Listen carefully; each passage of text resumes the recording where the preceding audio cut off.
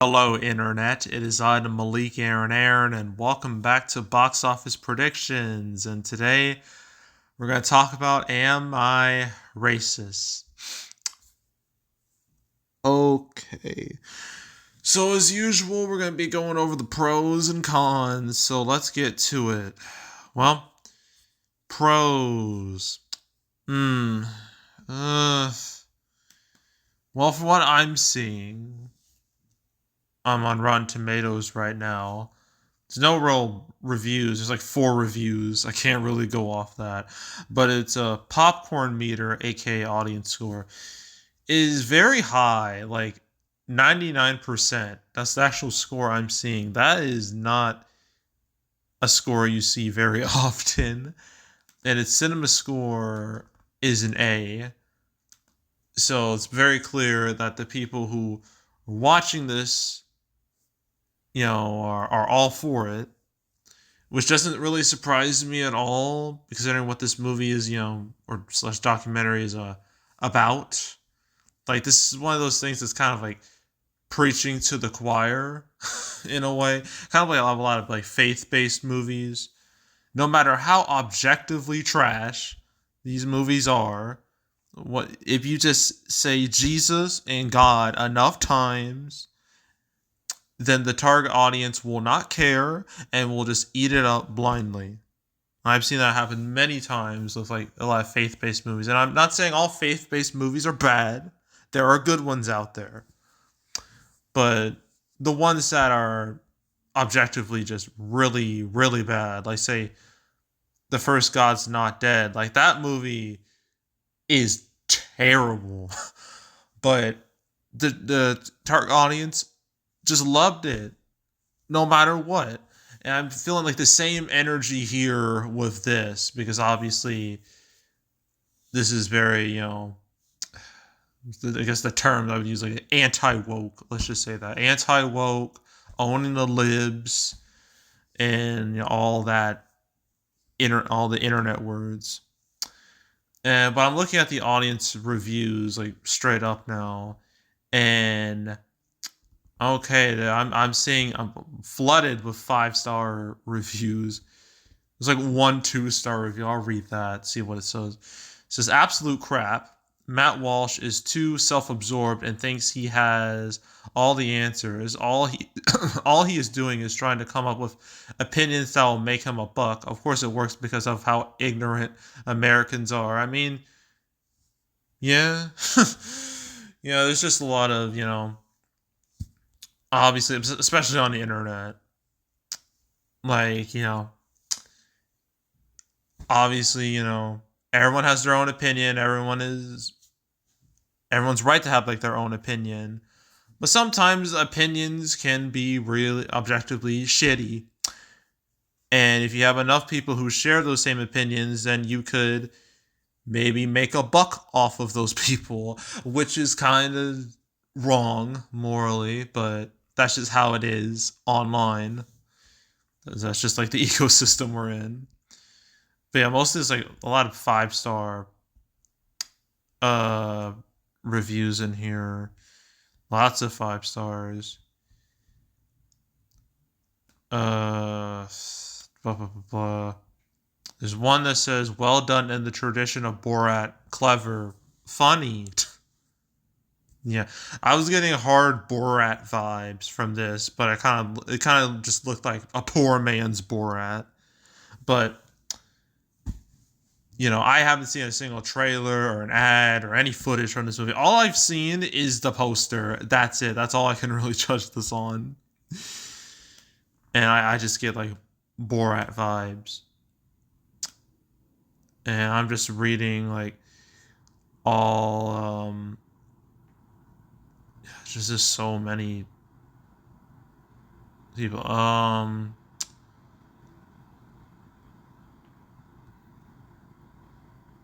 Blah blah blah.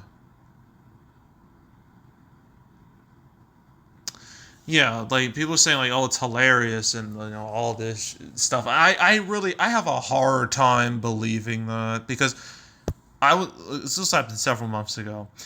I watched it was like a video about like a lot of like Daily Wire content. Yeah, this is from the Daily Wire. Surprise, surprise. A lot of Daily Wire content. They have their own streaming service because of course they do.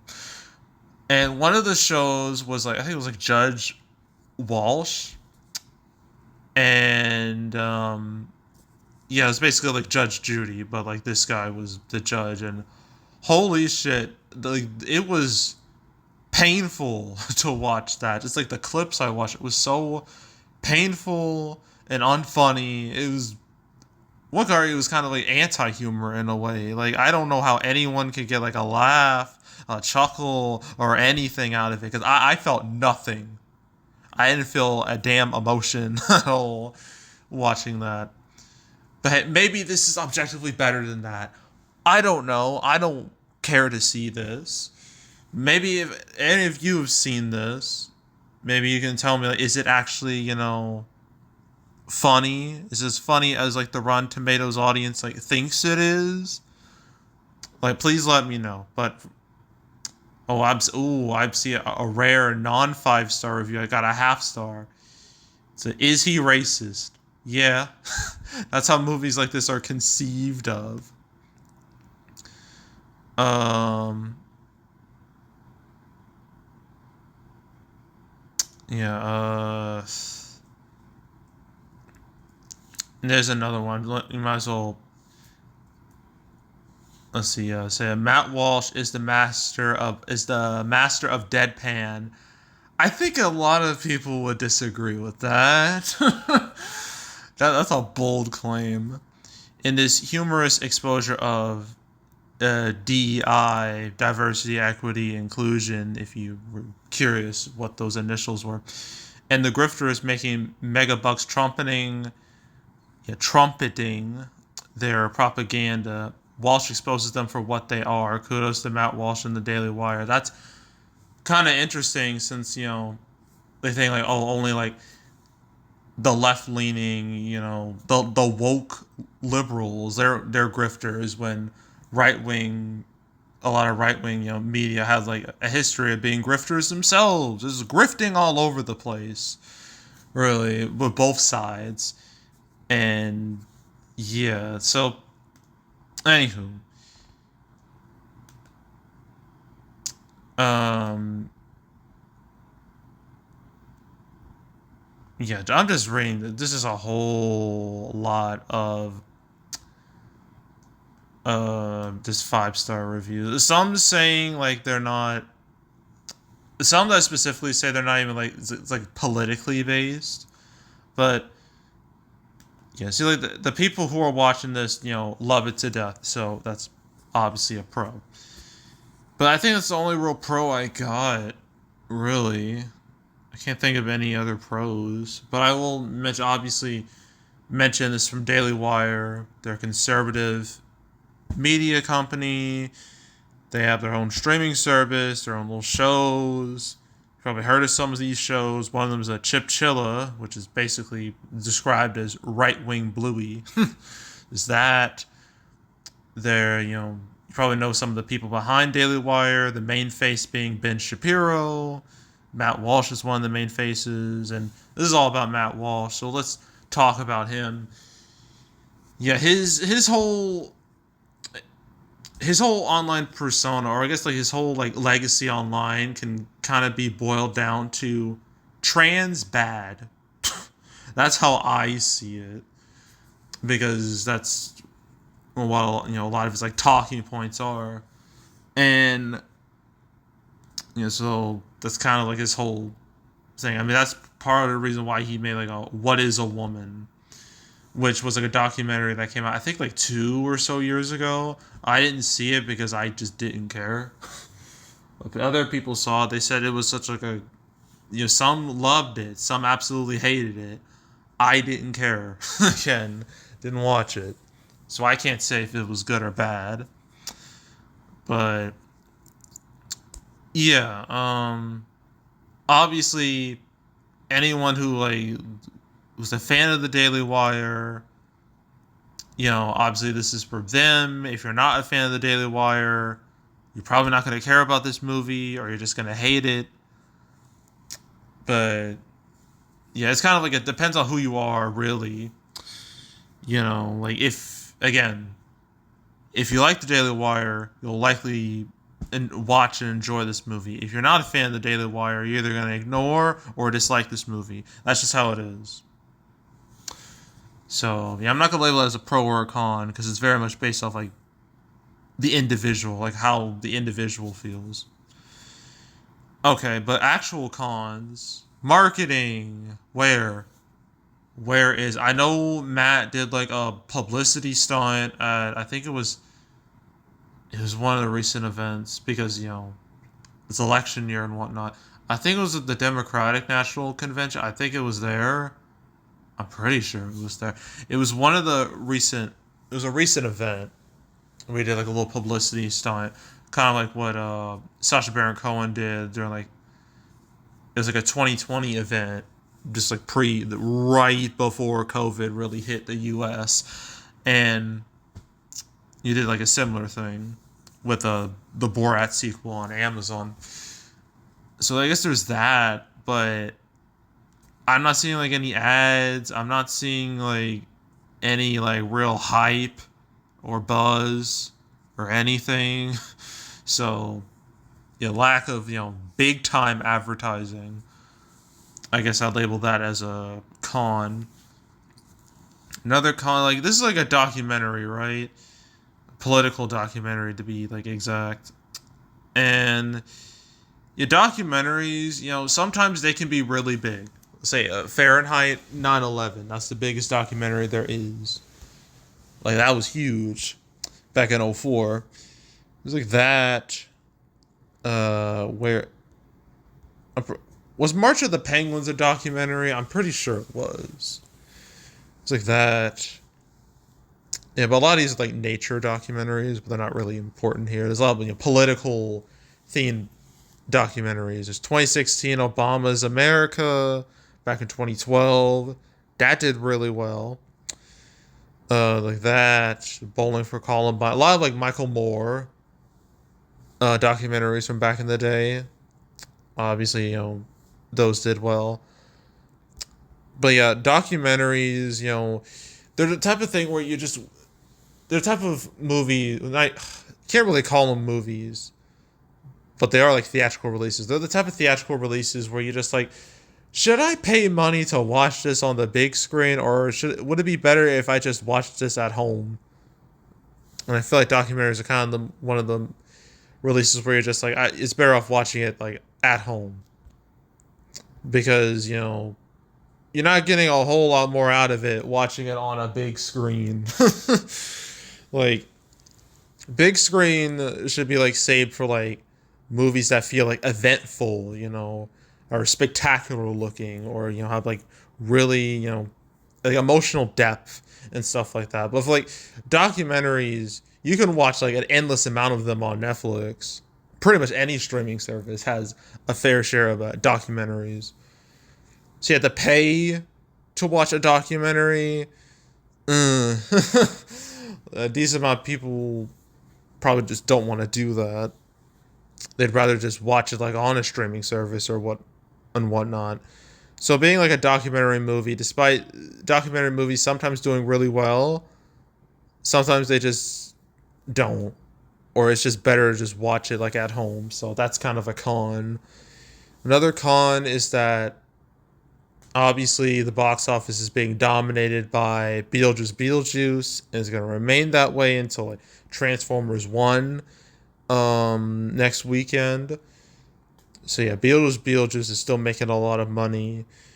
And in terms of like all the movies coming out this weekend, the one that has like the most energy is Speak No Evil. Like that one has like this has the that one is the only movie that actually has a chance to break out and be like a real hit. So yeah, besides that, it's a pretty dry weekend. It is like a September weekend, like through and through. So yeah. So competition, bigger movies out there with bigger ad campaigns and more buzz. That's a con. And I think that's it. Yeah. Yeah, I'm pretty sure that's it. I can't really think of anything else. So opening weekend, I didn't know how this would do. I mean, it's opening like 1,500 theaters. I went to see Speak No Evil like earlier today, and when I drove there, I saw like this movie, Am I Racistly? Its poster like displayed like at the front of the theater, and I was just like, okay, this is really happening. This movie's actually getting a release. They're not playing any games. They're getting this thing out there. So yeah, I didn't know how this would do. It could either, I thought it's either gonna overperform or it's gonna bomb spectacularly. But from what I'm seeing, it's from the early numbers I've seen. I have to like look them up though. I haven't looked at them in several hours. Um, yeah, it's looking like around 4 million. I don't know if it'll stay that way. Maybe. I mean, Reagan was expected to hit like 5 million and open with like almost 8. So, and that has like I guess a kind of a similar audience. I mean, they're both very much. They appeal very much like the right wing crowd, definitely. So I kind of compare the two because they kind of share like a similar audience. So Reagan could overperform. Maybe this could too. Maybe, but it's looking like 4 million. I guess I'll just stick with 4 million too. And its total, I have no idea. It could have long legs. It could fall apart in week 2. I don't know. I'm gonna. I'm just gonna say 10 million because I don't know how this is gonna go, but that's what I'm gonna stick with. So yeah, so that was Am I Racist? So we got 3 more movies to do. We got Dan, that thing, Killer's Game, and Speak No Evil, and then we'll be done for the weekend. So yeah, so that's it. That's all. Make sure to subscribe, like this video, leave a comment, turn on notifications, share the whole drill. We'll check out more videos like this. I got playlists on the homepage, all previous prediction videos I made this year and the past few years. You want to watch any of those videos, go right ahead. There's also box office recaps where I go over the box office results for any particular month. I just uploaded and published my August recap, my August 2024 recap. My September recap, that won't be until between the 4th. Yeah, between the 4th and the 11th. So somewhere in between. So that's when I'll have that video ready. And my summer 2024 recap, that won't be until about two-ish weeks from now. The winners and losers. So stay tuned for that as well, for those videos as well. But if you want to watch any of the past recap videos I made on the channel, you can go right ahead. And there's also the canceled series where I went over all the movies that were supposed to come out but didn't for our 250 episodes. So if you want to watch any of those episodes, go right ahead. And yeah, that's it. That's all. I am out. Goodbye.